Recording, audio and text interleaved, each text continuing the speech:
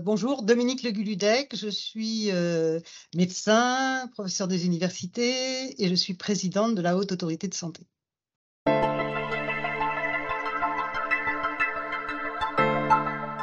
Alors, comment la Haute Autorité de Santé permet-elle l'implication des usagers dans ses travaux et commissions? En fait, les modalités sont variables parce que, en fonction de nos missions, certaines réglementations s'imposent à nous. Et donc, ces modalités peuvent être variables en fonction des missions, des productions, des activités, en fonction des attentes de l'institution pour un projet donné, et puis bien sûr à la disponibilité et aux préférences des usagers ou patients qui nous accompagnent. En fait, on distingue essentiellement 2 statuts et ceci, c'est vrai pour les professionnels de santé comme pour les, patients ou usagers. Soit ils collaborent à nos travaux en tant qu'experts, soit ils collaborent à nos travaux en tant que partie prenante. Alors, quelle est la différence entre les deux? En fait, un expert s'exprime en son nom propre, en fonction de ses connaissances, et c'est ce qu'on appelle un expert intitut personae, alors que la partie prenante va s'exprimer au nom de l'association. Les actions ne seront pas les mêmes. Par exemple, un expert va participer à la construction d'une expertise au sein d'un groupe de travail ou d'une commission, alors qu'une partie prenante va porter le point de vue de l'association sur, du fait de ses objectifs, hein, à travers une consultation, une audition, une relecture d'un document, un questionnaire.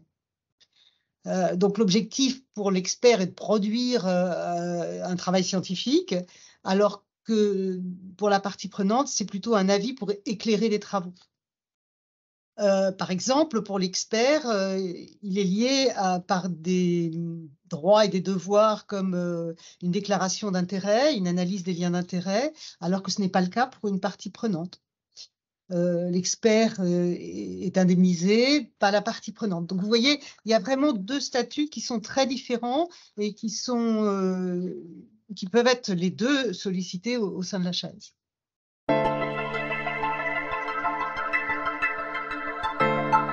Alors d'abord, l'HAS a posé un principe qui est exactement une égalité de traitement entre les usagers et les professionnels. Donc que vous soyez expert professionnel de santé ou expert usager ou patient, eh bien, vous avez les mêmes droits et les mêmes devoirs pour une situation donnée, bien entendu. Par exemple, en commission, un patient peut être rapporteur d'un dossier, présenter les contributions associatives, voter, exactement comme un professionnel. Un usager d'un service social ou médico-social, identique. Et ils ont tous les mêmes devoirs. Tout expert à l'HAS est soumis à un certain nombre de règles déontologiques qui relèvent par exemple de l'obligation de confidentialité, secret et discrétion professionnelle, de l'obligation de loyauté, du devoir de réserve. Et comme pour les professionnels, les usagers qui sont nommés en tant qu'experts au sein d'un groupe de travail ou d'une commission sont soumis à l'obligation de remplir une déclaration d'intérêt qui est rendue publique.